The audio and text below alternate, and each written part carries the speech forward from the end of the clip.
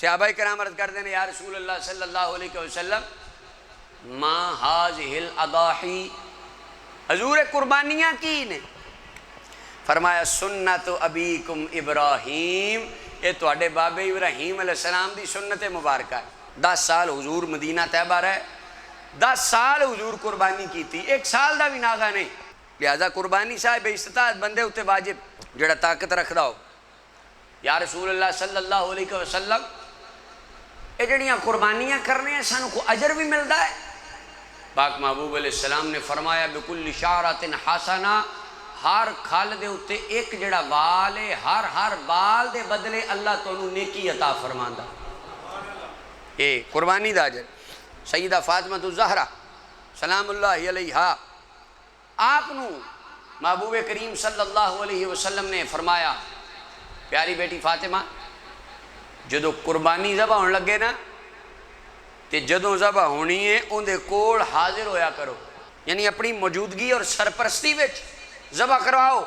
عرض کی دی بابا جان نے دی حکمت فرمایا ہے وے جدو قربانی دا جڑے جانور ہے او دے خون دا پہلا قطرہ زمین اتے بعد وچ ڈگدا ہے، اللہ قربانی کرن والے دیاں خطاواں نو پہلے معاف فرما دیندا ہے لہذا موجودگی وچ۔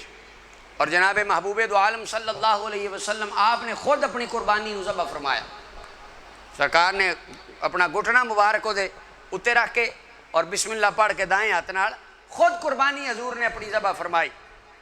یہ سنت بھی ہے، اگر جڑے بندیاں نو طریقہ کار پتہ ہوئے اپنے ہاتھ نال تکبیر پھیرنا سنت ہے۔ لیکن یہ دے وچ ایک بات یہ وے قربانی جڑی بندہ کردہ ہے اللہ تعالیٰ وہ خطاواں بندے دیاں معاف کردہ ہے، وہ دے واسطے 2 چیزاں دا جاننا ضروری ہے۔ پہلی گل ہے کہ جڑا قربانی دا جانور ہے نا وہ اپنے ذاتی پیسیاں دا ہونا چاہیے تے پیسے بھی حلال ہونے چاہیے۔ رشوت دے پیسیاں دا جڑا بکرا ہے انہیں پل صراط دے اتے بہ جانا، انہیں اگے لے کے کوئی نہ جانا، انہیں تھلے نو ٹر جانا۔ جڑا کرپشن دے پیسیاں دا ٹگا ہے انہیں ڈائریکٹ چھال جہنم میں چیتوں لے کے مارنی ہے، اس جنت تل کوئی نہیں لے کے جانا۔ تے دوجی گل ہے کہ جڑی قربانی ہے او دا اصل مقصد صرف باربی کیو دی پارٹی کرنا نہیں، اصل مقصد کڑائی کھانا نہیں، اصل مقصد روح او جناب ابراہیم اور اسماعیل علیہ السلام دا جذبہ ہے۔